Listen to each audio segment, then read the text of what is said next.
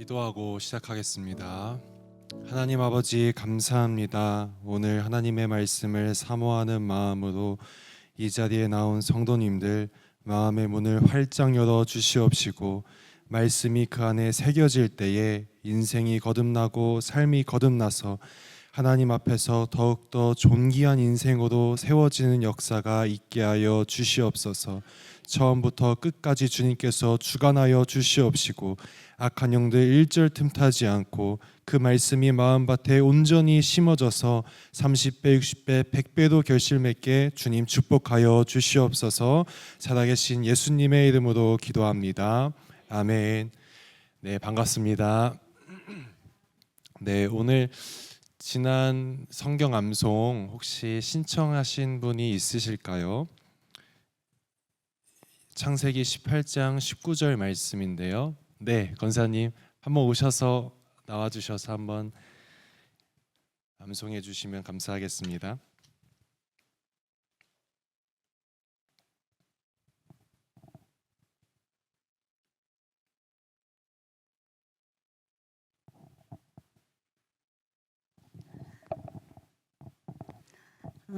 언약을 기억하라. 제 4강 암송입니다. 요절입니다. 내가 너로 내 자식과 내 권속에게 명하여 여호와를 도를 지켜 의와 보응들을 행하게 하려고 그를 택하였나니 나 여호와가 아브라함에게 대하여 말한 것을 이루려 함이니라. 아멘.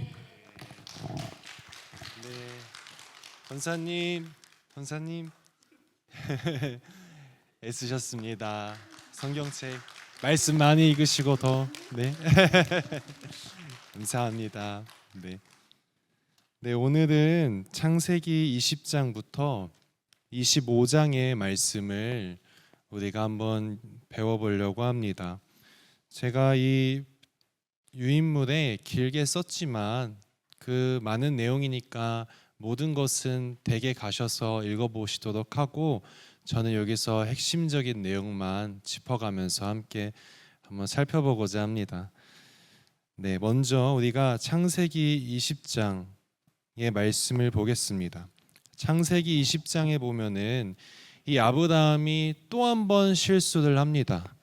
그 실수가 사실 그 전에 이 애굽에 가서 똑같은 실수를 한 적이 있거든요. 그것이 바로 12장에 나오는 말씀입니다. 창세기 12장에 보면은 이 아브라함이 애굽에 내려갔는데 그곳에서 이 아내 사라를 누이라고 속입니다. 왜 속였냐? 그 바로 왕이 이 사라가 어여쁘니까 뺏어갈까 해서, 그리고 자기는 그 남편인 것을 알면은 죽일까 해서 그것을 속였던 것입니다. 그런데 지금 20장이 되었거든요.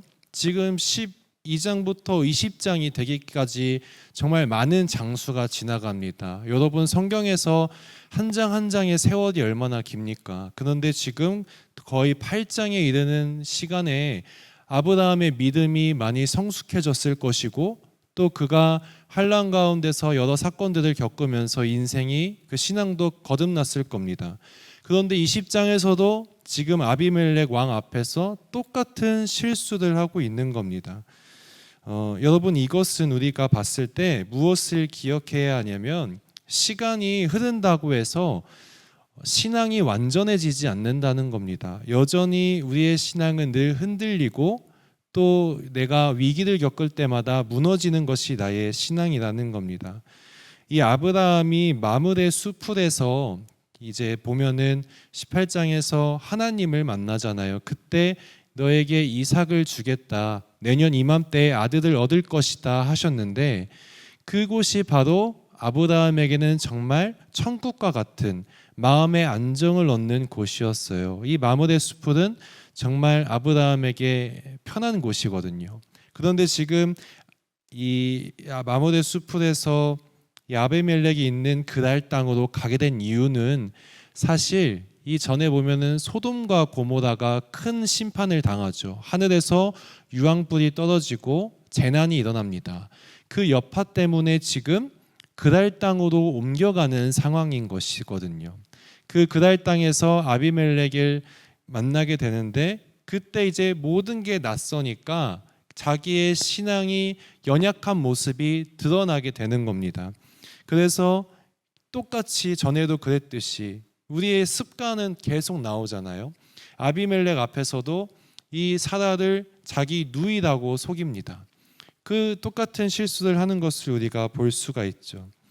그래서 이 아브라함이 봤을 때 이 사라를 누이라고 속이는데 이 아비멜렉이 그 사라를 데리고 갑니다. 그런데 꿈속에 하나님이 나타나셔서 네가 이 사라를 범하면은 너와 너의 가족이 죽을 것이다. 그리고 너의 태를 가정의 태를 닫겠다 하셨습니다. 그리고 이제 이 아비멜렉이 놀란 마음에 저는 이 여인을 건들지도 않았고 나는 의로운 사람인데 어떻게 하나님이 저를 심판할 수 있습니까? 말합니다. 그러자 하나님께서 네가 의로운 사람이다. 네가 죄가 없는 것을 안다라고 말씀하시면서 그 너가 죽기 전에 내가 미리 알려준 것이다라고 얘기하는 것이죠. 그러자 이 아비멜렉이 아브라함을 불러서 자초지종을 묻습니다. 네가 왜 이런 속임을 했느냐? 그랬더니 또 이 아브라함이 똑같이 말하기로는 내가 죽임을 당하고 사라가 빼앗길까 봐 거짓말을 했다고 하는 겁니다. 그런데 여기서 보면은 이 아비멜렉의 저주 그것이 풀리는 계기가 무엇이냐? 이 아브라함이 기도할 때 그 모든 저주가 풀리거든요. 그런데 이 아브라함을 하나님이 뭐라고 부르시냐? 선지자라고 말씀합니다. 여러분, 아브라함을 선지자라고 하는 이유가 무엇일까요? 선지자는 또 다른 말로 예언자거든요. 근데 예언이라는 말이 굉장히 중요합니다. 그 우리가 예언이라 하면은 속히 생각하기로는 미래의 일을 점친다라고 생각하시잖아요. 그런 뜻도 있지만 성경이 말하는 예언은 대언입니다. 그러니까 하나님의 말씀을 내가 받아서 그 말씀을 사람들에게 전하는 것이 바로 예언이고 대언이라는 겁니다. 그런데 아브라함이 지금 선지자요 예언자라는 것은 이 아브라함이 훗날에 그 아브라함으로부터 만민에게 복을 줄 자, 바로 예수님이 태어나시지 않습니까? 그 약속을 마음에 품고 산다는 것은 그가 바로 예언자라는 것이죠. 그 예언자이기 때문에 하나님이 이 아브라함을 그 아비멜렉으로부터 지켜주신 것이고 그가 기도하니까 아비멜렉의 저주도 풀리게 된 것입니다. 우리가 이것을 꼭 기억해서 봐야 된다는 것이죠. 그리고 우리가 이 두 번째 보면은 우리가 무엇을 바꿔야 하느냐? 생존 방식을 바꿔야 합니다. 아브라함이 1절에서 그랄로 갔죠. 그런데 이 하늘에서 유황불과 화산재, 소돔 고모라 때문에 도망간 것이라 했죠. 그런데 이 아브라함이 이 넓은 목초지로 간 것은 순전히 자기 목숨의 안위, 자기 그 생활의 안위를 위해서 그 땅으로 간 겁니다. 애굽으로 갔을 때도 그달로 갔을 때도 자기 살 길을 찾아간 것이죠. 그런데 생존 방식을 바꿔야 된다는 것은 무슨 뜻이냐? 내 삶의 안위보다 하나님 중심, 하나님의 약속을 따라 살아야 된다는 것을 지금 얘기하고 있는 겁니다. 그리고 이제 적용을 보겠습니다. 나는 어떤 영향을 주는 사람인가? 이 아브라함 한 사람의 실수로 지금 아비멜렉의 집안이 풍비박산이 날 뻔했습니다. 그리고 수많은 그 하나님의 계획들, 이삭을 낳게 하고 이삭으로부터 예수님이 태어나게 하시고자 했던 그 모든 계획들이 틀어질 뻔했습니다. 그러니 한 사람의 파급력이 굉장히 무서운 것이죠.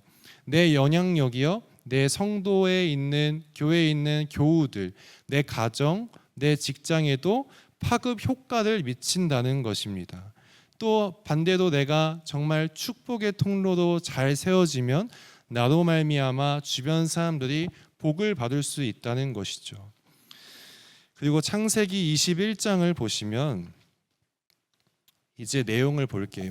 창세기 21장에 1절부터 7절의 말씀은 사라가 이삭을 낳는 말씀입니다.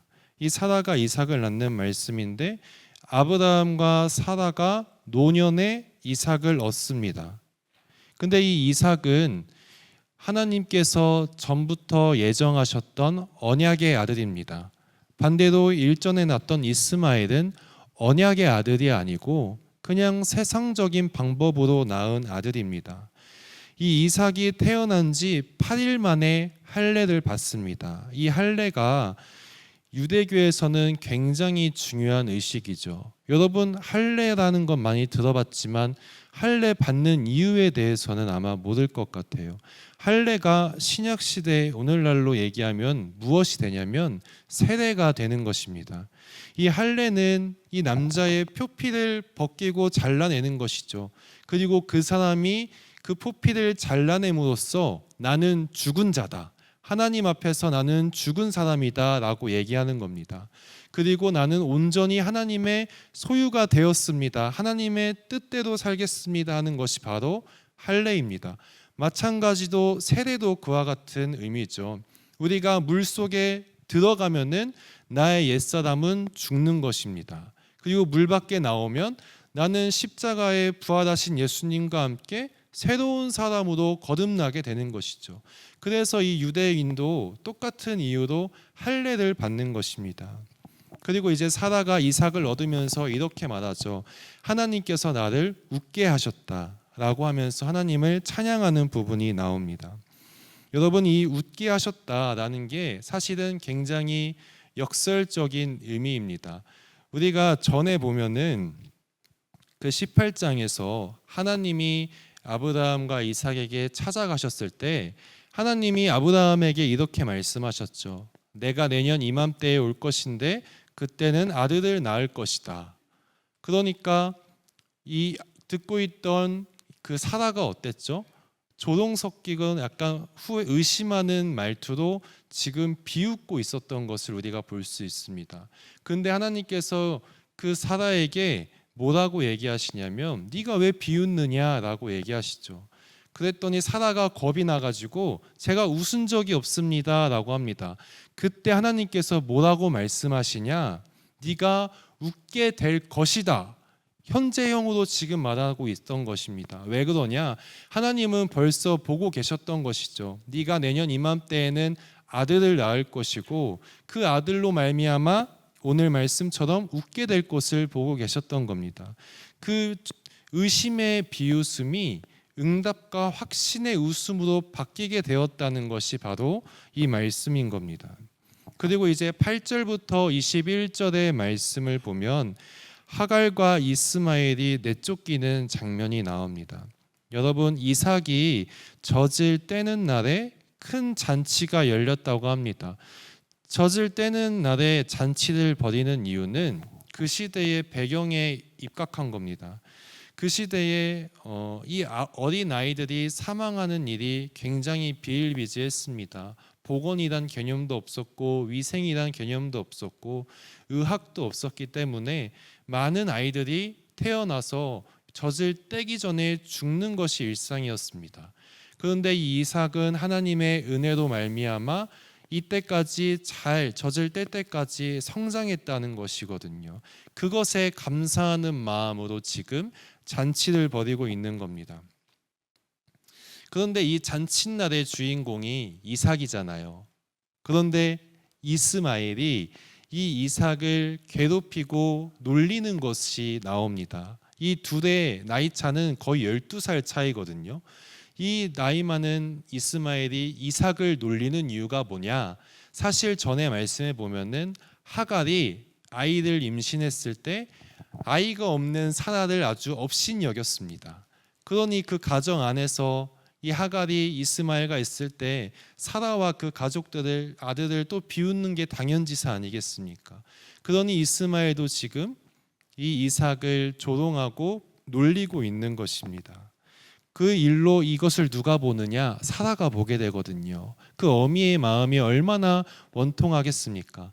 그래서 이 사라가 아브라함에게 가서 이 하갈과 이스마엘을 당장 내쫓으라고 얘기합니다. 여러분, 이것이 지금 우리가 봤을 땐 사라의 그냥 개인적이고 인간적인 분노 같잖아요. 그런데 이게 사실은 하나님께서 사용하신 그런 수단입니다. 이 뒤에 보시면 말씀에 보면은 그 하갈과 이스마엘을 내쫓으라 했을 때 아브라함이 매우 근심했다라고 지금 써져 있거든요. 왜 매우 근심했겠습니까? 나름 사랑하는 하갈과 아들이고 정이 들었기 때문에 내쫓는 것이 마음에 걸렸던 것이죠. 근데 이건 하나님의 뜻이 아니거든요. 하나님은 오직 이삭만이 약속의 자녀가 되어야 되지, 이 이스마엘은 그 유산을 같이 받으면 안 되고 쫓아내야 되는 거예요. 그러니 이 하나님께서는 이 사라를 통해서 이 아브라함이 결단할 수 있도록 이끌어 가신 것이 바로 오늘 이 본문에 숨겨진 내용인 것입니다. 그래서 이 하갈이 이스마엘과 광야로 내쫓기게 되는데, 이 하갈과 이스마엘이 이제 목이 마르고 죽을 지경에 처합니다. 이 아이가 우는 소리를 누가 들으시냐면 하나님께서 들으십니다. 그래서 이 하나님께서 하갈과 이스마엘에게 찾아오셔서 그 하갈의 눈을 뜨이게 해서 샘물을 찾고 줄인 목을 채우고 더 나아가서 이스마엘을 장성하기까지 돌봐주시고 큰 민족을 이루시기까지 책임지신다는 겁니다. 여러분, 이 부분도 우리가 유념해야 될 게 있습니다. 우리가 생각하기로는 하나님께 선택받은 이삭만이 그 하나님의 돌보심을 받을 줄 알지만, 그 언약의 자손에서 벗어난 소외받은 하갈과 이스마엘도 하나님의 사랑하는 자녀이기 때문에 돌봄을 받는다는 겁니다. 우리가 믿는 자들이 교회에 와서 하나님의 돌봄을 받는 것뿐만 아니라 믿지 않는 자들, 사회에서 이제 전도 받아야 될 사람들도 하나님께서 늘 지켜보시고 책임지고 계신다는 겁니다. 그러한 자들에게 도움의 손길을 뻗어야 되는 것이 바로 우리가 되어야 한다는 것이죠. 그리고 이제 22절부터 34절에 보면은 아브라함과 아비멜렉의 언약을 맺게 됩니다. 이 아비멜렉이 군대 장관 비골과 함께 아브라함에게 찾아옵니다.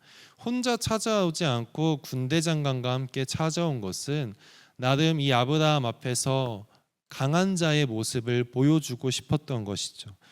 이 아비멜렉이 아브라함에게 맹세를 하게 합니다. 무슨 맹세냐면 아브라함이 훗날에 이 아비멜렉의 후손들과 이 땅에 대해서 심판하지 말고 뭐 전쟁을 일으키지 말고 늘 진실되게 대해주고 후대해 달라고 지금 부탁하는 겁니다.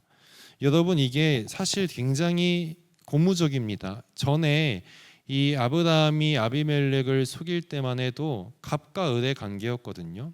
이 아브라함이 아비멜렉에 쩔쩔매는 모습이었는데, 오늘 말씀에서 보면은 나름 동등한 위치로 세워집니다.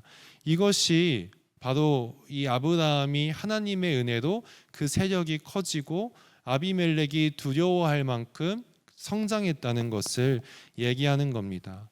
그러면서 이 아브라함이 동등한 위치로 아비멜렉에게 맹세하면서 그 아비멜렉의 후손들을 선대하겠다고 맹세해 줍니다. 그러자마자 뒤에 바로 아브라함이 무슨 말을 하느냐, 아비멜렉의 그 종들이 아브라함이 파서 나왔던 그 우물을 강탈했다고 합니다.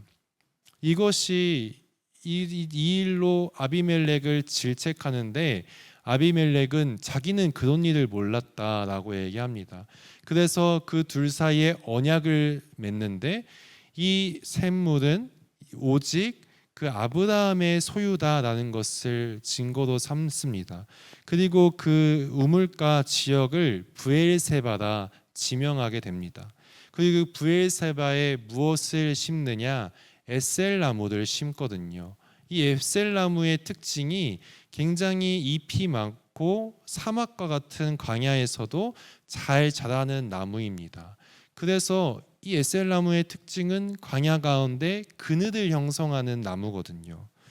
그래서 이 에셀나무를 심은 이유는 그 뒤에도 나오지만 아브라함이 그 우물가 앞에서 그 그늘에 앉아서 항상 하나님을 찬양하고 하나님을 경배하는 인생을 살고 싶어서 이 에셀 나무를 심은 겁니다. 여러분, 오늘 이 창세기 21장의 의미를 보면은 이렇습니다. 하나님의 약속은 반드시 이루어진다는 겁니다. 1절에 보시면 말씀하신 대로라는 표현이 2번이나 나오죠. 1절에만 2번 나옵니다. 이 말씀하신 대로가 무엇을 가리키냐면 아까 말했듯이 창세기 18장에서 하나님이 아브라함에게 말씀하시길 내년 이맘때에 사라가 아들을 낳는다. 그 말씀하신 대로 지금 사라에게 이루어졌다는 것을 얘기하는 겁니다. 그 외에도 1절에 계속 2절에도 노년의 아브라함, 5절에도 아브라함이 100세가 되어서 아들을 얻었다. 이런 표현들이 나오는 것은 지금 사라의 임신과 출산이 자연적인 현상이 아니고 인간의 노력도 아니고 오직 하나님께서 일하신 기적이라는 것을 표현하는 문구들입니다. 둘째로 하나님은 나의 과거의 잘못들, 과오마저도 책임지십니다. 이 아브라함에게 있어서 이스마엘은 과오입니다. 하나님께서 원하셨던 것은 아브라함이 끝까지 기다려서 이삭을 낳아서 그 이삭을 세우는 것이 하나님의 뜻이었는데 그 믿음의 사람 아브라함이 참지 못하고 이 하갈을 통해서 이스마엘을 낳지 않습니까? 불순종의 과오인 것이죠. 그런데 이 시간이 지나서 자기 과오가 이 아브라함한테 돌아와서 이 사람을 쫓아내야 되는 상처와 죄책감이 되게 되는 것입니다. 이 하나님이 이 과오를 외면했다면 아브라함은 참 슬펐겠지만 하나님은 끝까지 외면하지 않으시고 이 과오마저도 책임져 주시는 것을 볼 수 있습니다. 그래서 이스마엘이 한 민족을 이루게 해주겠다. 이스마엘이 장성하기까지 돌봐주시겠다. 이것이 바로 아브라함의 과오를 책임져 주시는 하나님이라는 것이죠. 그리고 세 번째로 하나님을 예배하는 자는 삶의 위치와 지경이 달라집니다. 아브라함은 늘 하나님께 예배하는 자였습니다. 그래서 브엘세바라는 그 우물가에서도 에셀 나무를 세우고 그 그늘 밑에서 하나님을 찬양하는 삶을 살았잖아요. 그런 삶을 살았기 때문에 그것이 비결이 되어서 이 아비멜렉과 이 동등한 위치로 세워진 것입니다. 삶의 위치가 높아진 것이죠. 그리고 그의 삶의 지경, 세력도 더 넓어지게 된 것이죠. 이 창세기 21장을 어떻게 우리 삶에 적용할 수 있느냐? 하나님의 약속은 오늘날에는 하나님이 나한테 기에 얘기해 주시거나 마음속 깊이 어떤 말씀을 전해 주시기보다는 이 성경 말씀 속에 하나님의 약속이 다 들어있다는 겁니다. 여러분이 말씀을 묵상하다가 어떤 말씀이 딱 내 삶에 정말 번뜩이듯이 다가온다면 그것이 바로 레마의 말씀이거든요. 그 말씀이 바로 여러분에게 주시는 약속인 것입니다. 우리는 이 약속을 가지고 이게 설마 내 삶에 이루어지겠어 하면서 비웃는 것이 아니라 그래, 이 말씀이 꼭 내 삶에 이루어질 것이다 하는 그런 확신과 응답으로 미리 웃는 인생을 살아야 된다는 것입니다. 그리고 두 번째로 하나님은 나의 실수를 외면하는 분이 아닙니다. 우리가 착각하는 게 있습니다. 하나님은 실수가 없고 늘 거룩한 분이시니까 내가 잘못한 것들을 싫어하실 것이다. 나의 과오를 외면하실 것이다 생각합니다. 그래서 우리는 늘 기도할 때 하나님 앞에서 내 치부를 숨기고 싶어 하는 경향이 있죠. 그러나 하나님이 거룩하십니다 라는 고백에는 무엇이 담겨 있느냐? 하나님은 사랑이 많으시고 인자하시다라는 표현이 담겨 있는 겁니다. 이미 하나님은요, 내가 연약하고 늘 실수하고 넘어지는 것을 이미 다 헤아리고 계십니다. 그래서 우리가 실수할지언정 끝까지 하나님을 붙잡고 살면은 하나님께서 나의 잘못된 과거와 실수도 보듬어 주시고 그것도 책임지셔서 우리 삶에 큰 피해가 되지 않도록 지켜주신다는 겁니다. 창세기 22장을 보겠습니다. 1절부터 8절의 말씀은 하나님께서 아브라함에게 이삭을 바치라고 명령하시는 부분입니다. 이 하나님께서 아브라함을 시험하려고 아브라함아 부르십니다. 그러자 아브라함이 하나님의 부르심에 대답하죠. 그러자 하나님께서 그 시험을 내시는데 무엇이냐면 이삭을 번제로 바치라고 말씀하는 겁니다. 이 번제를 바치라는 명령에 우리는 지체할 수밖에 없을 텐데 아브라함의 모습이 인상적입니다. 어떻게 하느냐? 아침 일찍 일어나서 이삭과 함께 모리아 산으로 갔다고 말씀합니다. 그리고 두 번째 내용은 9절부터 19절의 말씀입니다. 아브라함이 모리아 산에서 제단을 쌓고 그 제단 위에 이삭을 죽이려고 합니다. 칼을 들어서 이삭을 찌르려는 순간에 하나님의 사자가 아브라함을 급히 부르면서 그 이삭에게 손을 대지 말라고 말씀하십니다. 왜냐하면 그 행동 자체로 하나님께서 이 아브라함의 믿음을 확인하신 것이죠. 너가 하나님을 경외하는 자인 줄 내가 아노라라고 얘기하십니다. 그래서 아브라함이 이삭을 대신해서 숫풀에 뿔이 걸린 그 수량을 대신에 번제로 드립니다. 그러자 하나님께서 아브라함의 순종과 이 제사를 받으시고 아브라함의 큰 복을 내리십니다. 이 20절부터 24절에 나오는 말씀은 나홀의 족보가 나옵니다. 왜 뜬금없이 이 나홀이라는 사람의 족보가 나오냐면 이 나홀이 훗날 이삭의 아내가 될 리브가의 할아버지거든요. 그 아브라함의 형제 중에 나홀이 있는데 이 나홀이 부두엘을 낳고 부두엘이 리브가를 낳게 되는 겁니다. 이것은 하나님께서 우리 눈이 닿지 않는 곳에서도 보이지 않는 곳에서도 우리의 앞날을 위해서 아주 세밀하게 강권적으로 역사하고 계시고 계획하시고 섭리하신다는 것을 말씀하는 겁니다. 이 창세기 22장의 의미를 얘기하면 이렇습니다. 아브라함의 믿음이 즉시 순종할 만큼 대성했다는 것입니다. 하나님께서 아브라함의 믿음을 시험하시려고 이삭을 번제로 바치라고 하셨을 때 옛날의 아브라함이었다면 그 말씀을 굉장히 지체하고 되게 고민이 많이 했을 겁니다. 그런데 오늘날의 아브라함, 지금의 아브라함은요, 바로 즉시로 지금 순종하는 것을 압니다. 왜 그러냐? 아브라함이 이제 말년에 이른 것이거든요. 오랜 세월과 여러 시행착오 끝에 이 아브라함의 믿음과 신앙이 성장하고 거듭났다는 것입니다. 내가 가지고 있던 아집은 깨지고 이제 하나님의 뜻에 즉각적으로 순종하는 것이 가장 좋은 길이구나라는 것을 깨닫게 됩니다. 그것을 잘 표현하는 그 문구가 무엇이냐? 이 아침에 일찍이 일어나라는 그 말씀의 표현이 아브라함의 신앙이 대성했다는 것을 말씀해 주는 겁니다.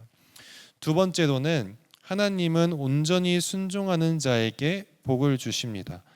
하나님께서는 이 시험을 통해서 아브라함이 정말 하나님을 경외하는 사람이라는 것을 확인하셨습니다. 그리고 하나님께서 이 아브라함의 순종적인 행위, 그러니까 이삭을 바치는 그 행위를 기쁘게 여기셔서 큰 복을 주십니다. 그 복이 무엇이냐? 아브라함의 후손을 셀 수 없을 정도로 번성하게 하시고 그 후손들 중에 만민이 복을 받게 할 한 사람이 나오게 하신다 합니다. 그분이 누구냐? 바로 우리의 인류를 구원하신 예수 그리스도를 가리키는 것입니다. 그래서 우리가 오늘날에 이 예수님을 믿으면 그 십자가의 대속의 은혜로 말미암아 죄사함의 복 그리고 수많은 은혜와 복들을 받는 것이 되는 것이죠. 셋째로 하나님은 보이지 않는 곳에서도 일한다 했습니다. 이 리브가를 낳기 전부터 하나님은 계획하셨기 때문에 나중에도 이 이삭을 통해서 결혼할 수 있도록 미리 짝지어 주신 것이죠. 그래서 22장을 적용하면은 이렇게 얘기할 수 있습니다. 성도의 믿음은 늘 성장한다는 겁니다. 여러분, 우리의 신앙이 완성되는 날이 이 땅에서 있을까요? 이 땅에서는 성도의 신앙이 완성될 수 없습니다. 왜냐하면 이 공중권세를 잡은 마귀가 우리를 계속 밀을 까부르듯이 휘두르고 있고 흔들고 있는 것이거든요. 그리고 세상을 살다 보면 환난과 시험을 당하기 때문에 아무리 굳센 믿음을 가져도 넘어지고 낙심하는 것이 바로 인간이라는 것입니다. 그러나 이 믿음의 완성은 언제 이루어지느냐? 우리가 천국에 들어갈 때 그 믿음이 완성된다는 겁니다. 그래서 우리가 22장을 통해서 기억해야 할 것은 우리는 늘상 넘어질 수 있는 존재라는 겁니다. 그러나 오랜 세월과 여러 시행착오를 통해서 우리의 믿음은 거듭나고 성장한다는 것입니다. 그러니 우리가 늘상 살 때에 넘어져도 괜찮습니다. 그러나 중요한 것은 늘 예수님만 바라보고 다시 일어나서 살아가는 것이 가장 중요하다라는 것입니다. 23장의 말씀을 이제 보면은 그리고 22장에 제가 한 가지 좀 흥미로운 얘기를 하고자 합니다. 22장에 보면은 이 아브라함의 믿음과 행동을 가지고요, 로마서하고 야고보서가 서로 다른 말을 합니다. 여러분, 로마서에서 믿음이라는 것을 뭐라고 설명하는지 아나요? 이 아브라함이 보이지 않는 중에도 하나님께서 약속하신 것을 믿고 떠났다라는 그것을 믿음이라고 말합니다. 그리고 이 믿음으로 말미암아 구원을 받는다라고 얘기하죠. 그리고 야고보서는 반대로 다른 말로 얘기합니다. 야고보서는 무엇을 통해서 구원을 받느냐? 믿음의 행동을 통해서 구원을 받는다고 합니다. 그래서 이런 유명한 말이 있죠. 행함이 없는 믿음은 죽은 것이다. 그래서 이 야고보서 저자는 아브라함이 이삭을 바치는 그 행동, 그 믿음의 행동으로 구원을 받았다라고 얘기합니다. 여러분, 그러면 우리가 봤을 때 믿음과 행동, 이 두 개에 충돌되는 것을 볼 수 있잖아요. 그럼 구원은 믿음으로 얻는 겁니까? 행동으로 얻는 겁니까? 정답을 얘기하자면은 둘 다 중요하다는 겁니다. 이 믿음이 먼저 있어야 되는 것이죠. 보이지 않아도 예수님이 나를 십자가에서 구원하셨다는 그 믿음이 있어야 되는 겁니다. 그러나 그 믿음만 있으면 반쪽짜리고 거듭난 성도가 아닙니다. 그 믿음을 가진 자답게 행동하고 하나님 앞에서 이삭을 바쳤던 것처럼 하나님의 말씀과 뜻에 순종하는 인생과 삶을 살아야 온전한 구원, 반쪽짜리 구원이 아니라 완성된 구원이라는 것을 얘기하는 겁니다. 창세기 23장에 보면은 1절부터 3절에서 사라가 죽는 것이 장면이 나옵니다. 이 사라가 127세를 살다가 죽습니다.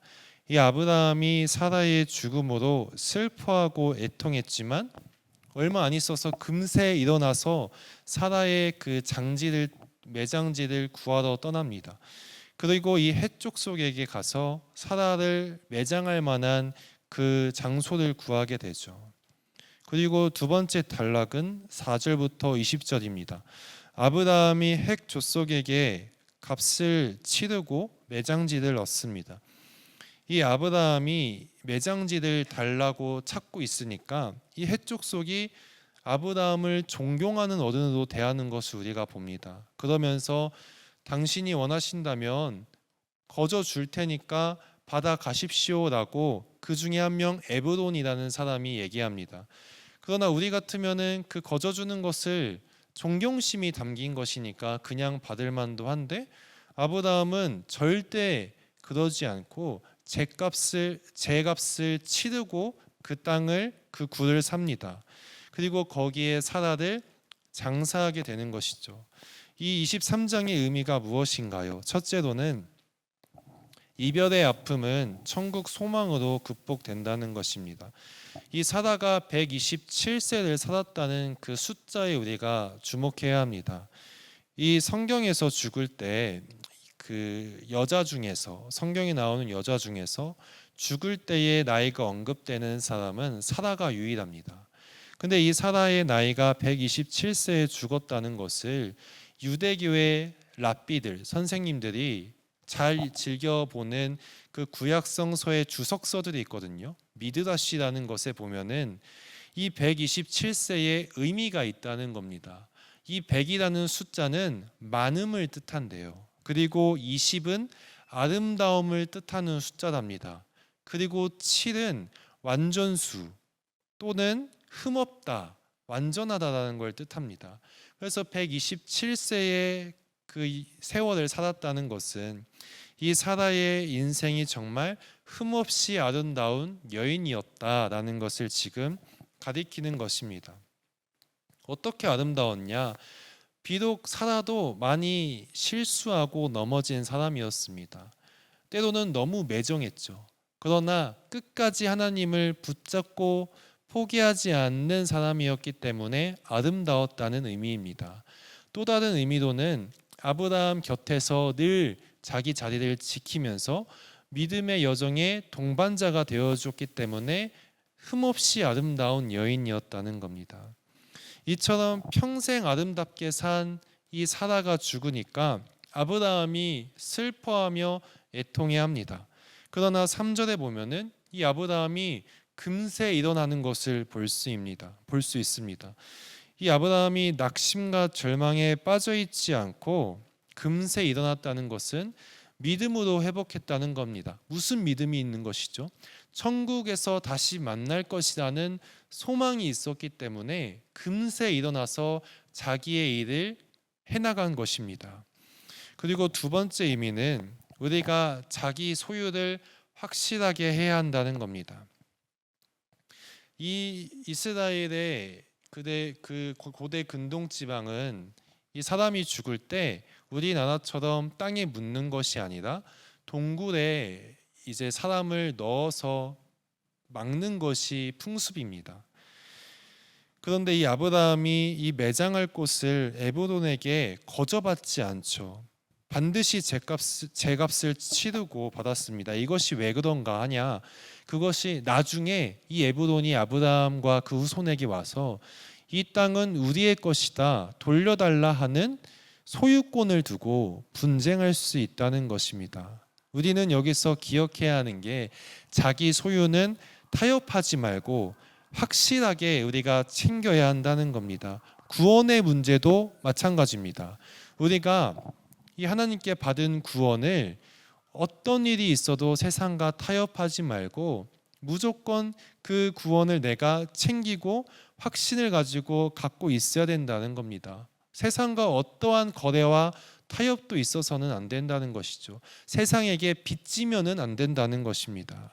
그래서 23장의 적용은 때로는 좋은 것이 다 좋은 게 아니라는 겁니다. 이런 유명한 말씀을 우리 주님께서 하셨죠.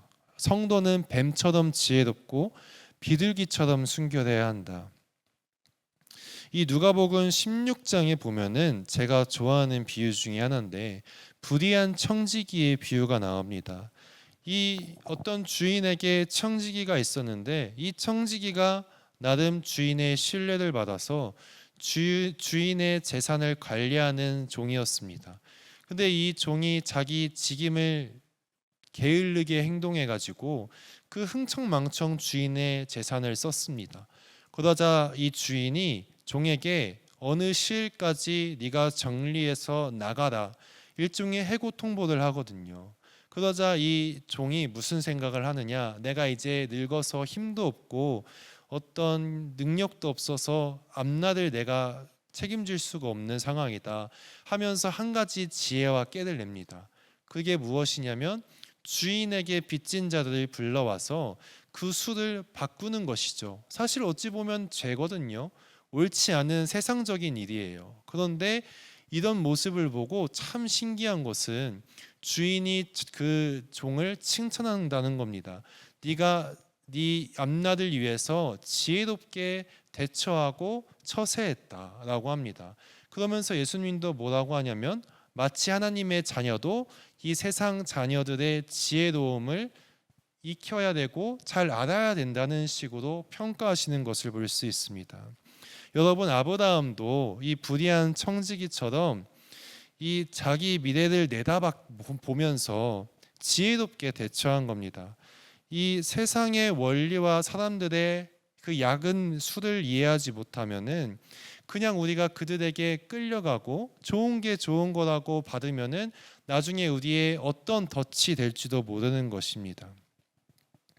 우리 이 아브라함은 알고 있었던 것이죠. 나중에 세상 사람들은 항상 뒤통수를 치고 배신할 수 있으니 확실하게 끊고 맺고 가야 된다.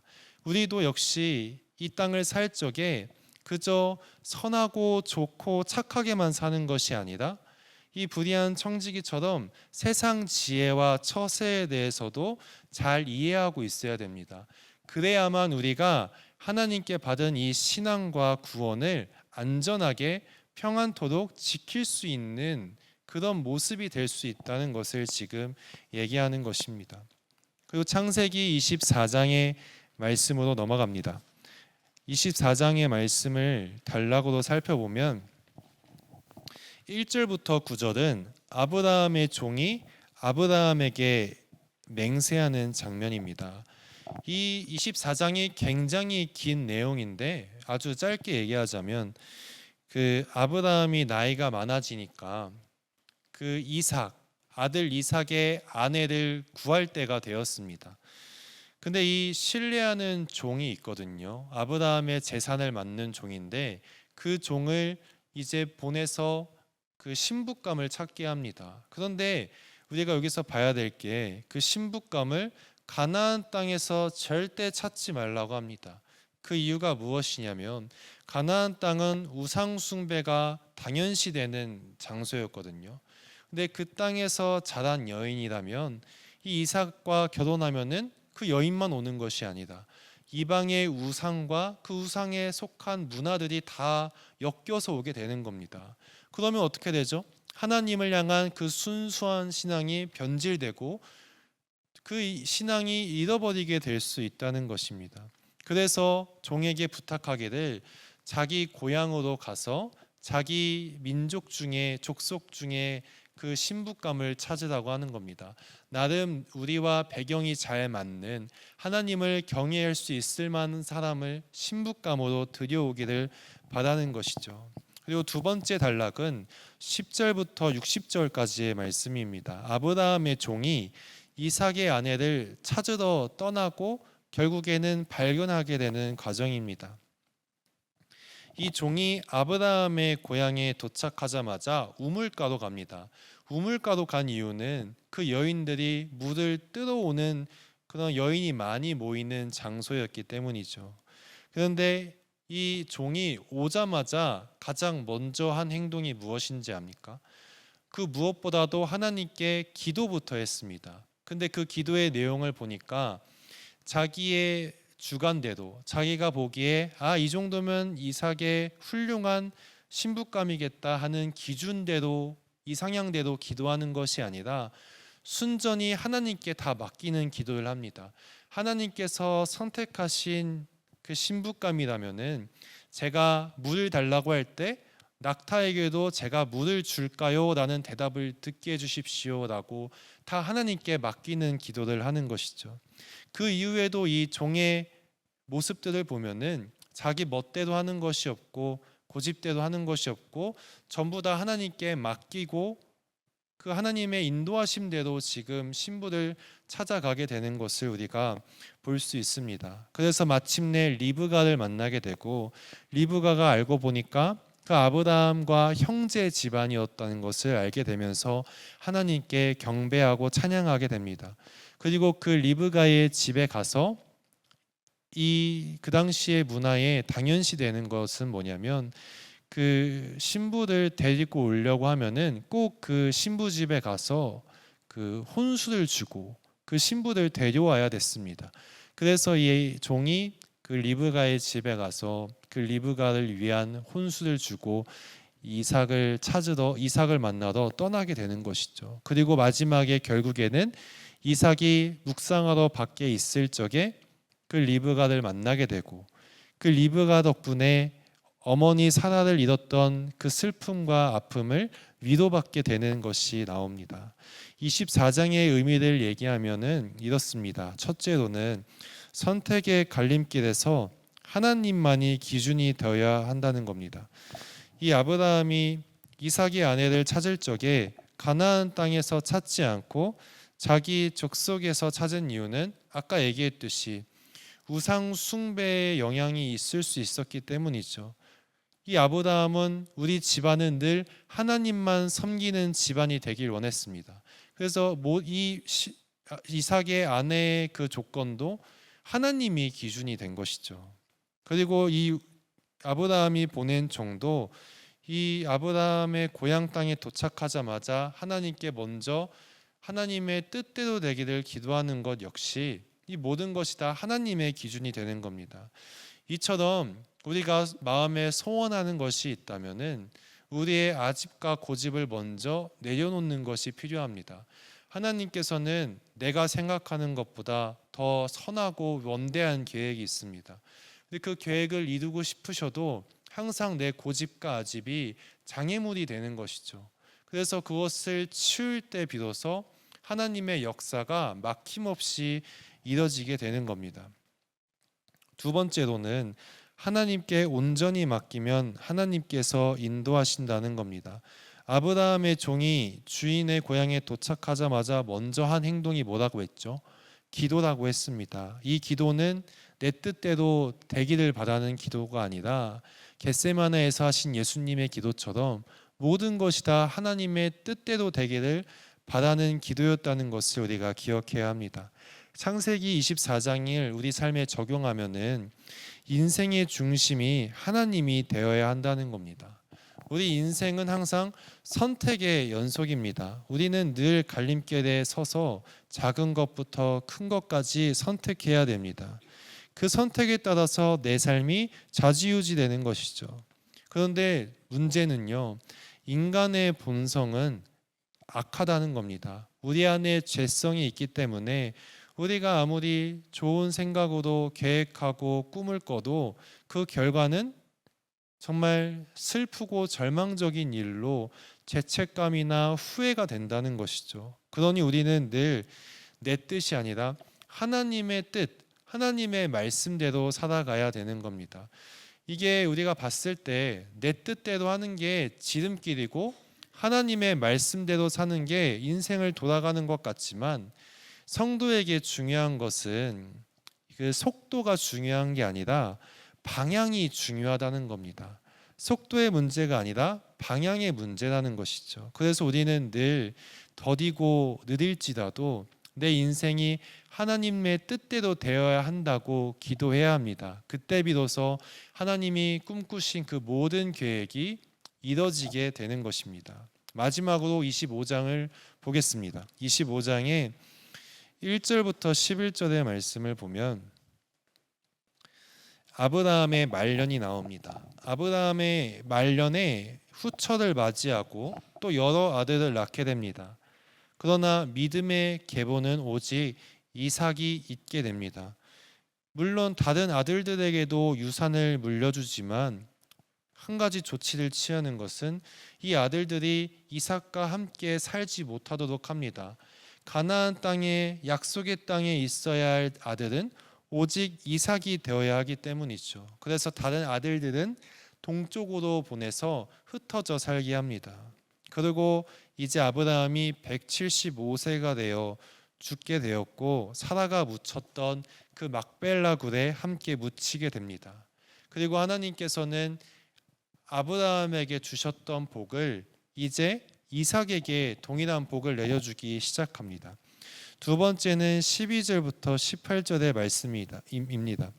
이스마엘도 나름 세력이 번성해가지고 12명의 아들을 낳습니다. 이 12아들들이 각각 지도자가 되어서 이 이스마엘의 그 모든 광대한 영토에 있어서 큰 무리 민족을 이루게 됩니다. 이것이 사실은 하나님께서 하갈과 이스마엘에게 일전에 너희도 큰 민족을 이루겠다라고 약속하셨던 그 말씀이 성취된 것이죠. 그 셋째는 에서와 야곱의 이야기가 19절부터 34절까지 나옵니다. 이 이삭이 이제 에서와 야곱을 얻게 됩니다. 근데 이 리브가가 에서와 야곱을 임신했을 때 이 두 아들이 서로 뱃속에서 서로 싸우는 것입니다. 이 일로 리브가가 심히 근심해서 이게 왜 그러는지 하나님께 기도해 보니까 하나님께서 말씀하시기를 두 아들들이 서로 다른 민족을 이루게 될 것이고 나름 서로 대적하는 민족이 된다는 것이죠. 실제로 나중에 보면요, 에서의 그 민족은 에돔이 됩니다. 성경에 잘 나오죠, 에돔. 그리고 이 야곱의 후손들은 이스라엘을 이루게 되는 것이죠. 이 예언서를 보면요, 에돔과 이스라엘은 늘 적대 관계입니다. 다윗이 있을 적에는 이 에돔성을 정복했거든요. 그런데 도리어 바벨론에게 멸망당하고 아수르에게 멸망당할 때 이스라엘이 이 에돔이 앞장서서 형제 나라였던 이스라엘을 멸망시키는 것을 봅니다. 이토록 두 민족은 실제로 대적하는 사이가 된다는 것이죠. 그리고 그 다음 장면으로 에서와 야곱이 이제 장성해서 에서는 능숙한 사냥꾼이 되어서 늘 밖에 나가 있습니다. 반면에 야곱은 이 조용한 성격이라서 장막에 거하기를 즐겼습니다. 밖에 나가지 않는 것이죠. 이 리브가는 둘 중에서 누구를 더 사랑했느냐? 야곱을 더 사랑했다고 말씀에 써입니다. 왜냐하면은 이 에서는 늘 밖에 있지만 야곱은 계속 부모의 품 안에 있었기 때문이죠. 정감이 갔던 것입니다. 그래서 이 어느 날 보면은 야곱이 죽을 쓰고 있는데 그 에서가 허기진 상태로 죽을 지경이 되었을 때 그 죽을 달라 하니까 여러분 잘 알다시피 장자권을 주면은 이 죽을 주겠다 하죠. 그 장자권을 주게 되는데 이것이 무엇을 의미하느냐? 그만큼 에서가 이 장자권에 담긴 의미를 아주 가볍게 여기고 있었다는 겁니다. 그래서 오늘 25장의 의미를 보면은 첫째, 아브라함은 마지막 순간까지 후대를 준비했습니다. 이 아브라함이 말년에 다른 여자를 만나서 여러 아들을 낳은 것은 그가 정욕이 많아서 그런 게 아닙니다. 하나님께서 아브라함을 그 후손을 셀 수 없이 많게 하실 거라 약속하셨죠. 그래서 아브라함이 그 후처를 맞이하고 여러 아들을 낳고 그 여러 아들이 실제로 동쪽 편에 가서 수많은 민족을 이루게 됩니다. 그리고 그의 이 유일하게 이삭은 당연히 가나안 땅에 남아서 하나님께서 아브라함에게 약속하신 것은 두 가지거든요. 성경에서 많은 후손 그리고 광대한 땅, 후손과 땅에 대한 약속은 오직 이삭이 받게 합니다. 둘째로 하나님께 받은 은혜를 우리가 가볍게 여기면 안 된다는 겁니다. 에서는 하나님께 받은 이 장자권의 특권, 은혜를 아주 가볍게 여겼죠. 이 장자권이 단순히 이 가문의 재산과 그리고 그 가문의 결정권을 의미하는 게 아닙니다.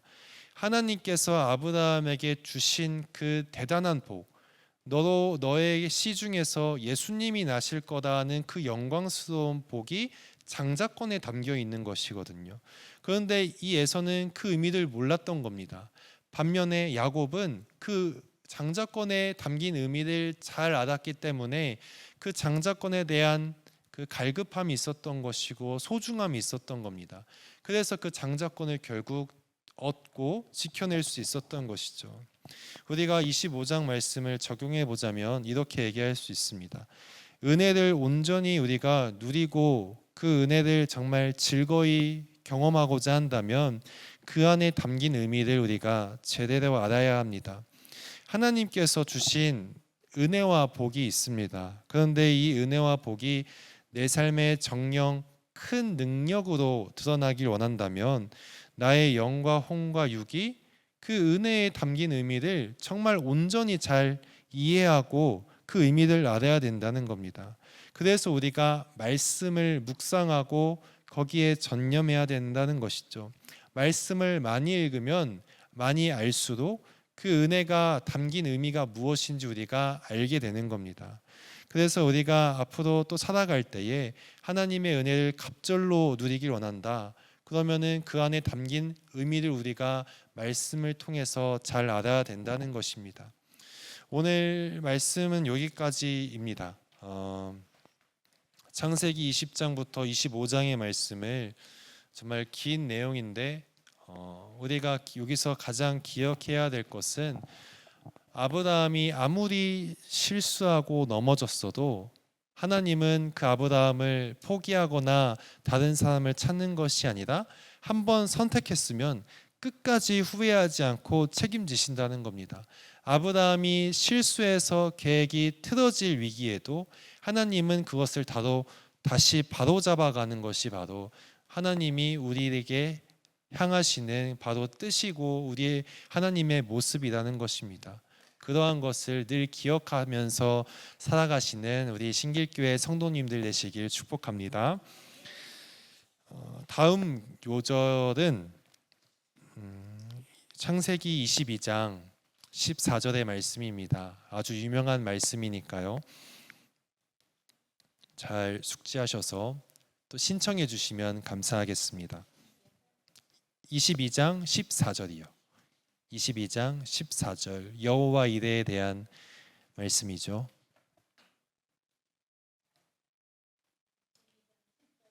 (14절이요) 네, 기도하고 마치도록 하겠습니다. 하나님 아버지 감사합니다. 부족한 종이 하나님 앞에서 하나님의 말씀대로 왜곡 없이 우리 성도님들 앞에서 그 마음에 심겨질 수 있도록 전하였습니다. 이 말씀이 우리 성도님들의 마음 가운데 새겨지고 심겨져서 우리 성도님들이 세상으로 나아갈 때에 이 말씀대로 살게 하여 주시옵시고 세상의 마음을 뺏기거나 시선을 돌려서 멸망당하는 일 없게 하여 주시옵소서. 그 인생이 늘 말씀 가운데 살아갈 때에 주님께서 수많은 복을 내려주실 줄로 믿습니다. 때로는 실수하고 넘어질지언정 끝까지 하나님만 바라보고 붙잡고 살아가며 다시 일어서면은 하나님께서 또다시 기회를 주시는 줄로 믿습니다. 그 기회를 붙잡고 살아가는 우리 신길교회 성도님들에게 주님께서 축복하여 주시옵소서. 살아계신 예수 그리스도의 이름으로 기도합니다. 아멘. 감사합니다.